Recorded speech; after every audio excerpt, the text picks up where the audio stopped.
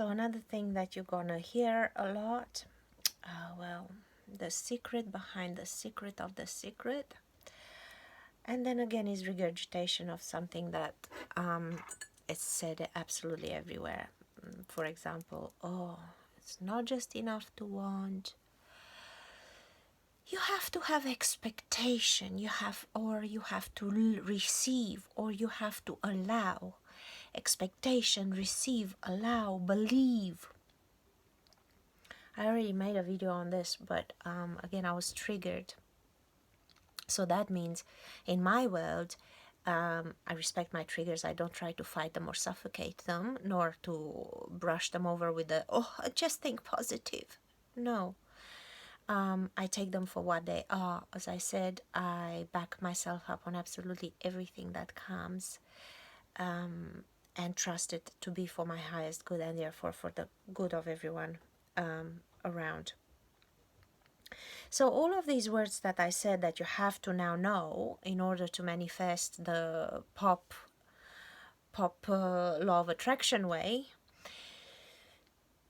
now you need obviously a step-by-step clarification. What is to receive, what is expectation, what is, because you're gonna interpret it your way, and you say, I'm expecting it, oh my god, I'm starving here, of course I'm fucking expecting it, oh, I believe, you know.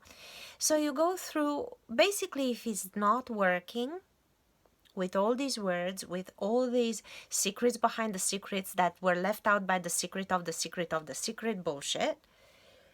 So if your pop guru, it's not really hitting the nail in the head with you, here is why. And I hate to sound like one of them, but they're looking at it completely wrongly. From the perspective of 3D, again, I repeat, if you understand where the wand comes from, you will also understand that it's an entity of its own. It's like the baby that wants to be born. It's gonna find the fertile couple. The consciousness that wants to be born is gonna find who it needs to bring it onto the planet. The same with the wand. The wand it's finished. There is nowhere to be but existing. So if you pick it up, that means it's already there. So there is no need to expect. So when you understand the retrocausality, the back to front happening of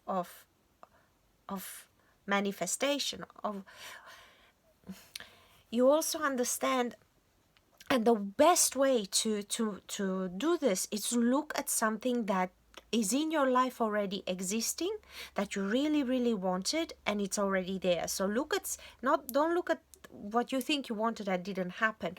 Look at something that you really wanted and you already got. And remember how it felt. There was a sense in your want, there was a sense of assurance. You didn't need to press faith in it, didn't need to expect it, you didn't need to put all of these words. There was a sense of knowing. Why? Because it was a true want. It was ready to be birthed. You were open enough. Now, in order to let, this is key, in order to let more of your wants in, the open enough has to be there. And how you are open enough? When you understand that is not you having to make the want, then you won't put the hows. Because the hows is what limits you and that shuts the door. Because your hows are limiting and limited.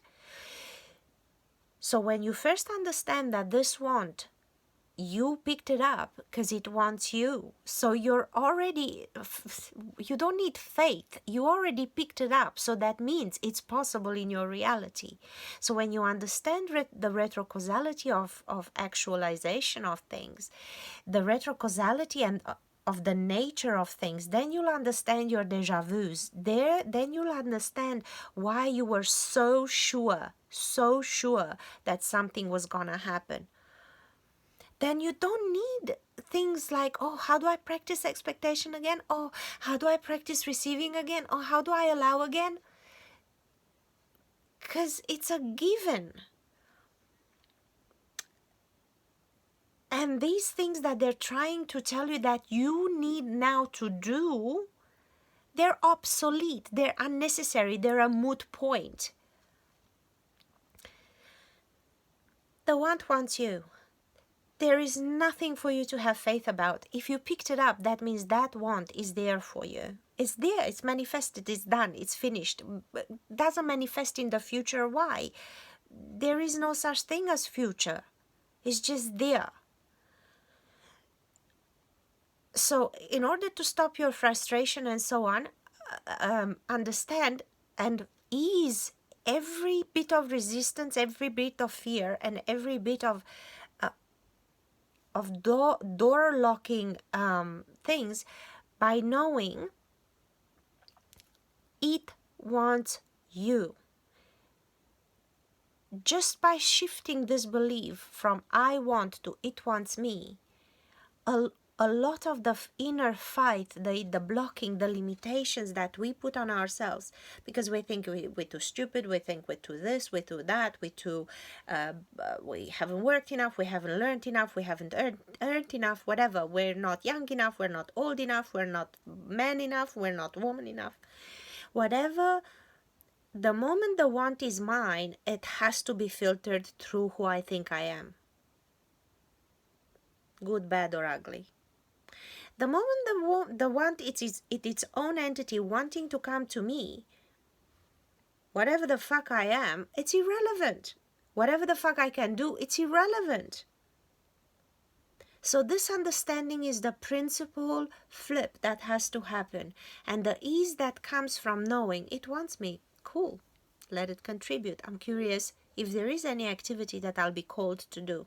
And again, you'll know the activity you'll be called to do because it feels exactly like smelling the perfume. You know if you like it or not. That assurance comes over you in the activity. And again, an example, look back at how things, you just knew, you were guided, or you just took the wrong road, or the friend came and said something, or blah, blah, blah happened and you got there. It's effortless. And how does it get effortless? The want is not yours. The want is not yours. You don't want. You're an infinite being. There is no fucking way you could want. It's something in its own consciousness, in its own experience that wants to have a life. So you don't want. So now the expectation is effortless because it doesn't involve you. It doesn't involve your limitations. It doesn't involve your faith or lack thereof. It doesn't involve any of your doing, nor your expertise. It's not necessary.